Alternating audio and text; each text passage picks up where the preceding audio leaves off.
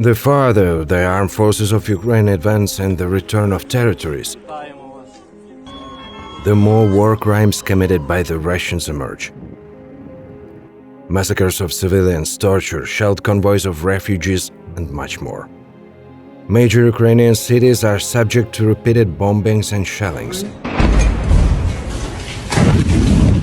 The Russians are openly destroying energy facilities to deprive the civilians of heat, water, and light at the onset of freezing temperatures.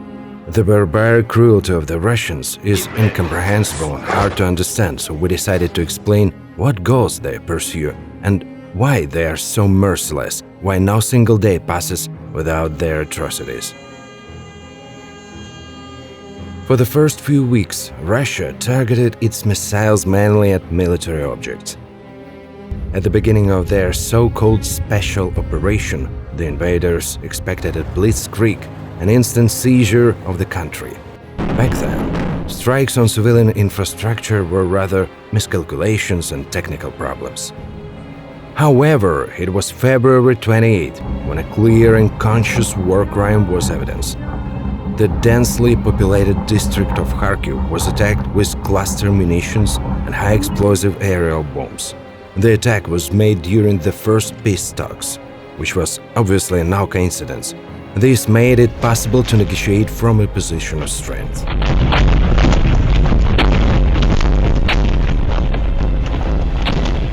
A normal civilized person may see this as overwhelming, but the massacres of civilians committed by Russia are always driven by heartless, inhuman logic.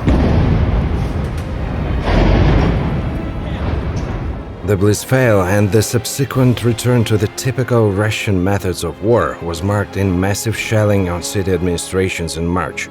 Since then, Russia has been regularly destroying civilian objects. Their priority targets are administrative buildings, industrial farms, oil storage facilities, universities, museums, etc. As of the beginning of November, the Russians targeted more than 22,000 strikes on civilian objects, 73 times exceeding the number of strikes on military targets.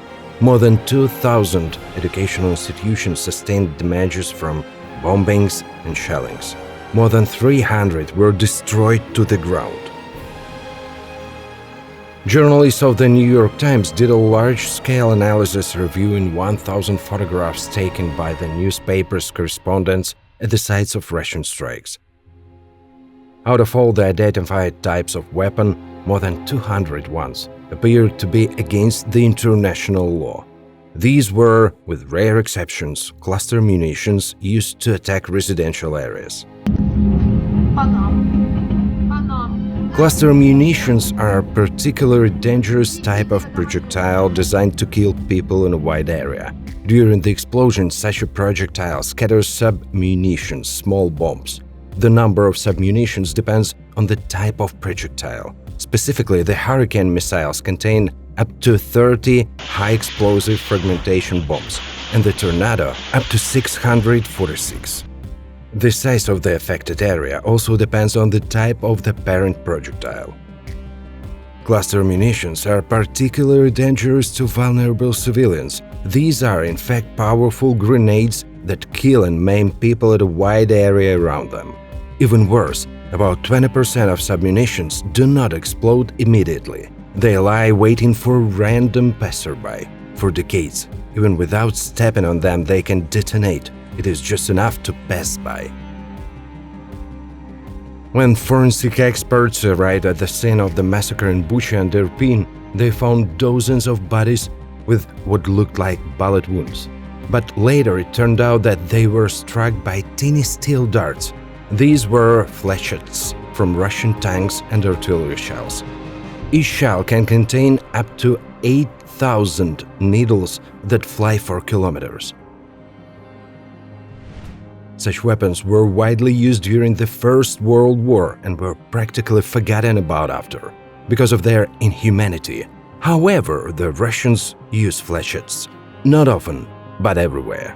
Far more often, the Russian armed forces use even more destructive and dangerous weapons, thermobaric munitions Solntsepek, heavy flamethrower system TOS. and they do not hesitate to launch these rockets targeting populated cities.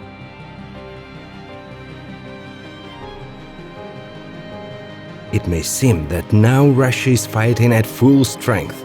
In fact, this is not the case. In Syria, the Russian aviation bombed house after house, street after street. It was turning cities into rubble. In the months since the Russians entered the war, Syria's population had shrunk by nearly 6 million, more than a third. Putin called this massacre the best military maneuvers one can imagine. Лучшего учения трудно себе представить. Поэтому мы, в принципе, достаточно долго можем там тренироваться без существенного ущерба для нашего бюджета. In Ukraine, the Russians act gently, so to speak, but not because people are spared or because they haven't even started anything. Пока еще ничего не начинали.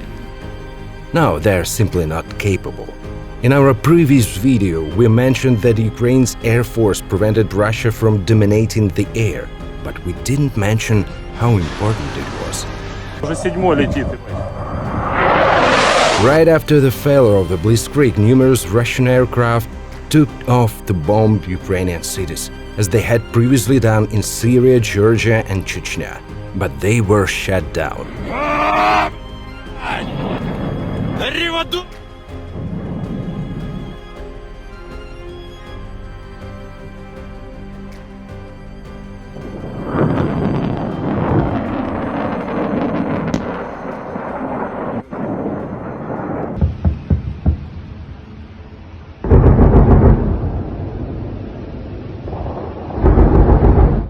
During the Second Chechen War, the strategy, or rather clumsy tactics, of total destruction was written into the Russian military doctrine by then Minister of Defense of the Russian Federation, General Pavel Grachev.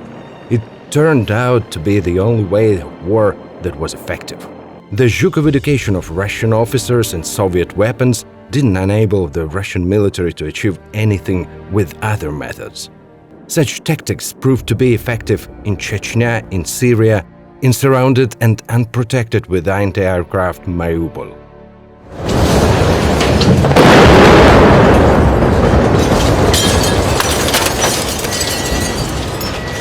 If medical institutions are bombed out, the enemy won't be able to get medical treatment. Yes, even maternity hospitals. If you destroy farms, granaries, food warehouses, the enemy will have nothing to eat. If you blow up a large bomb shelter with civilians, instead of resistance, the enemy will rake the rubble and rescue people. Journalists interview survivors after the destruction of the Mariupol Drama Theater. Among them is Evgenia Zabogonska, the theater lighting artist who organized volunteers and helped refugees. From her memories, after several strikes near the building, she found cans of white paint in the stage shop. In capital letters, volunteers painted children on the square and in the park behind the theater. Evgenia believed that this would protect the building from attack. Among the refugees, there were people who disagreed with this decision. They saw it as drawing a target on their foreheads. And they didn't overestimate the beastly cruelty of the Russians. At the moment when the theater was destroyed by several airstrikes, there were, according to various reports, from 700 to 15,000 people in it.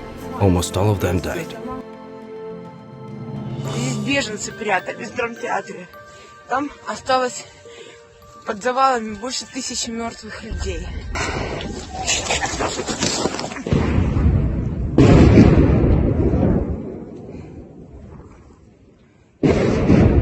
Total destruction tactics work.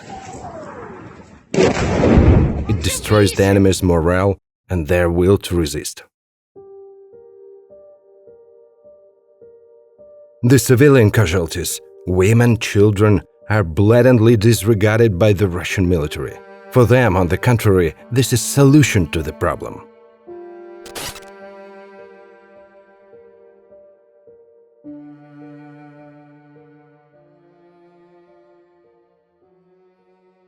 On February 24th, the first Russian strikes were on the Ukrainian anti-aircraft systems, but only in the opinion of the Russians themselves. In fact, as far as it is known, they struck wooden models carefully disguised by the Ukrainian headquarters. The anti-aircraft missiles aimed at their aircraft were an extremely unpleasant surprise for the Russians.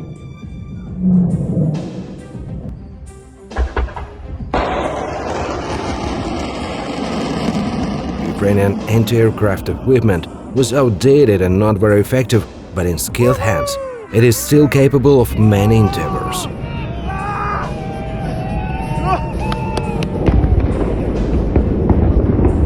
Western manpads were also surprising: American Stinger, British Starstreak, Polish Perun, and others. Ukrainian infantrymen managed to shoot down not only helicopters and attack aircraft, but also new Su-34 and Su-35 fighters, together with the gaping pellets. The experience of the Russian pilots with the Syrian Bedouins, who had only ancient automatic weapons for anti-aircraft defense, turned out to be not what Putin had expected. ВВС Росії долітались. Successful countermeasures against Russian aircraft saved Ukrainian cities from so-called carpet bombing, as in Syria. Then the Russians switched to tactics, the so-called fire shaft. Thousands of artillery units came to the front line and began to burn everything in their path. From March to June, this is how the Russians captured Popasna, Lysychansk, Severodonetsk, Liman, and other Ukrainian cities. To be more exact, what is left of them.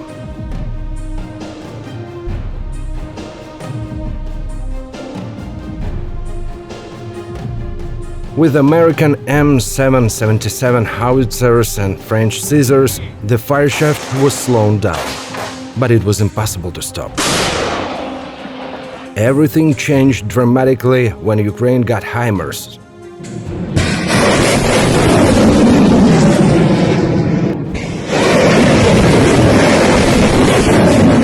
With the help of long-range American MLRS, Ukrainian fighters began to massively destroy Russian ammunition depots. This immediately disrupted their logistics. The incendiary spectacle from the explosions of such depot was dubbed Katyn, due to the Kremlin bot's confusion in translation of the word boom, which sounds in Russian chlopok. They mistakenly misplaced with the word stress and got another word, chlopok, in Russian Katyn. These are satellite fire data. Such a wall of fire was existed before the HIMARS arrived at the Ukrainian armed forces. And this is how it looked later. On arrival of German PZH-2000 and Polish Krabs at the Ukrainian army, the Russian offensive got choked. Currently, the Russian army acts extremely soft and hesitant compared to Chechnya and Syria. This is because Ukraine is armed and fighting back. Only because of this. Only force affects Russia's actions and plans. Ukrainians are deeply grateful for the military assistance of the USA, Great Britain, Poland, Germany, France, Latvia, Lithuania, Estonia, Spain, Sweden, the Czech Republic, and to all without exception, to every single person who contributes to armaments. It is scary to even imagine what would have happened without this help. Pacifists who repeat after the Russians that to stop weapon delivery to the Ukrainians means promotion of de-escalation are either stupid or seek the destruction of Ukrainian cities. Residents of Ukraine are protected only by force of arms. When the Russian artillery crept past the positions of the armed forces of Ukraine to within firing range to Kharkiv, they immediately shelled around the city. Not on military targets, not on checkpoints, but on the largest residential area in Europe, Saltivka. Красиво пошла. Currently, large cities of Ukraine are exposed to indiscriminate attacks by S-300. These anti-aircraft missiles are not adapted for ground attacks, which is why their range is about 500 meters. Thanks to the armed forces of Ukraine, these are not high-explosive aerial bombs, but even so, Kharkiv city center looks apocalyptic now. At the first opportunity, the Russians will turn Ukrainian cities into Aleppo. This is their tactic, attacking civilians' target to disrupt the functioning of the cities, to evict the population and to suppress resistance. It seems incomprehensible, but there are things much worse than thermobaric shells, aerial bombs and cruise missiles. And these are ordinary Russian guys in khakis with assault rifles who entered Ukrainian cities and who got absolute power over the life of others. In cities invaded by the Russians, terror immediately sets in. Looting, massacres of civilians, rape, torture. No one envisaged such a horror. It has exceeded the worst expectations of the most ardent Russophobes. Looting is on an unprecedented scale. They steal not only washing machine and kettles, but they also take away millions of tons of grain, expensive agricultural machinery, city transport, monuments, and even playgrounds. Murders for sideaway glance, for green fisherman's pants, for the Ukrainian language, and just like that, in the back. Shooting pits as it used to be. Hundreds of bodies with traces of brutal torture are buried in the first strip. Convoys of civilian cars with entire families of any age and gender riddled by gun machine bullets. This is not Ukrainian propaganda, but the reality. International forensic investigators from all over the world are working on the sites of torture camps and mass burials. The crimes of petty soldiers from Russia are not condemned by their military leaders. On the contrary, in April, Putin awarded the 64th Brigade with an honorary guard title. It was this unit that had organized the massacre in Bucha. That is, the Russian military is encouraged to commit atrocities at the highest level. In the comments, we were told that the Russian military was engaged in arbitrariness in the Kiev region due to critical conditions, but in Kherson they behave politely. Such a message comes repeatedly, and it is a lie.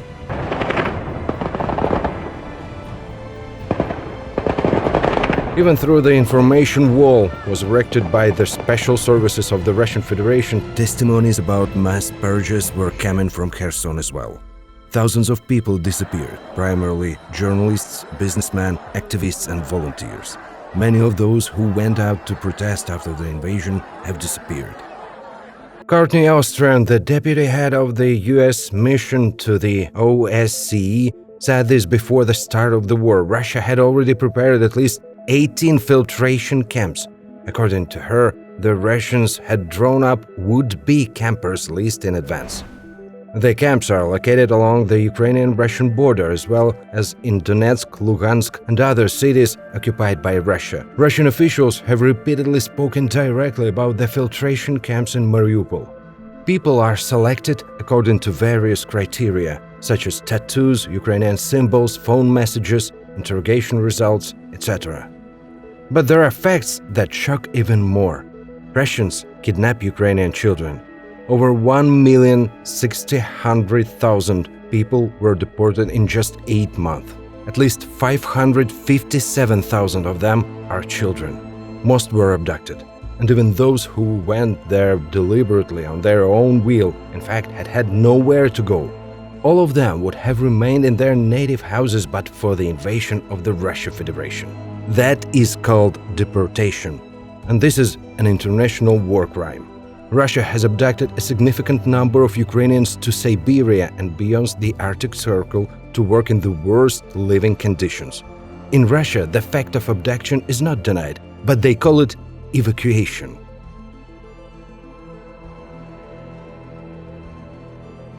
It is not difficult to find out what happens to people who have not passed the filtering. Cemeteries in occupied cities are filled with mass graves on such a scale that it can be seen from the space.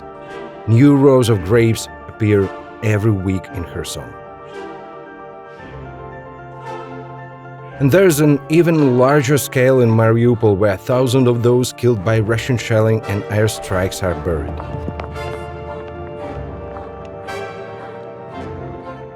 War crime, pure evil, massacre. You can often see such headlines in Western media, but there is almost no word that fully corresponds to the situation. This word is genocide.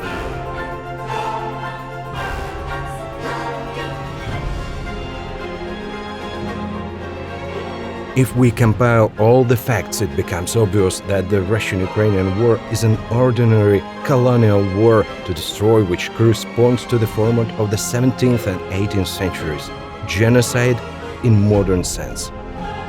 The coloniality of this war is further proved with the mass forceful mobilization of men in the occupied territories, which is also a war crime. Уже несколько мужиков посадили. Как уводят мужика бедного, и все смотрят ему вслед сочувствующим взглядом. Ой, ребята, в Луганске остались одни девчонки, реально одни девчонки и военные, других нет. Russia uses Ukrainians to kill Ukrainians. In this case, the Russian military acts as the Zagranaotrяд, a retreat-blocking group. We use this word in Russian because it has historically been spoken since Soviet times. The Russian state-run online publication RIA Novosti published two interesting articles about the war with Ukraine. These articles are a declaration of cannibalistic state policy towards Ukraine. The first came out on the third day of the invasion, February 26, and many people heard about it. A bravura speech about a new order in the world, incorporation of lands, weak victory, and solving the Ukrainian question. In general, nothing special, ordinary fascist propaganda. But the second article makes my hair stand on end. It came out straight after the withdrawal of Russian troops from the Kiev region, when their mass crimes were revealed. In this material, mixed with the accusation of the Ukrainians themselves for the crimes of the Russians, the authors reason about how to properly exterminate Ukrainians and erase the state of Ukraine from the face of the earth. This text, we emphasize, is published by a media that is officially financed from the state treasury of Russia. One of the few people in the world who truly understands Russia's motivation and purpose, Yale University professor and specialist in Eastern European history Timothy Snyder, called this article Russia's Genocide Handbook. The Russian handbook is one of the most openly genocidal documents I have ever seen, the professor writes. It calls for the liquidation of the Ukrainian state and for abolition of any organization that has any association with Ukraine. It postulates that the majority of the population of Ukraine are Nazis, which is to say Ukrainians.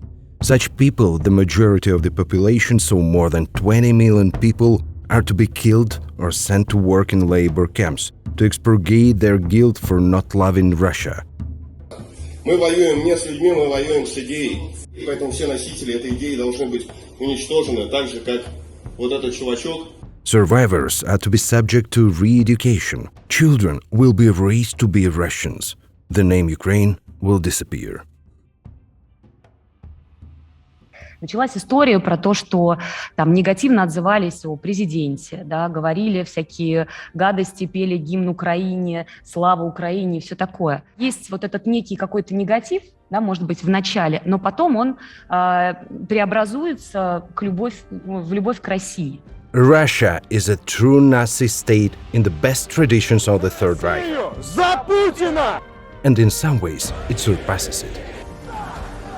Some will argue that a multinational state cannot be Nazi, but thanks to Putin's efforts, Russia is no longer multi-ethnic. More than 85% of the population of Russia is made up of Russians, and the remaining small people, such as Buryats, Tuvans, Dagestanis, and others, are oppressed, and even more. Their entire reproductive male population is being mobilized and headed for disposal in Ukraine, which is sophisticated ethnocide.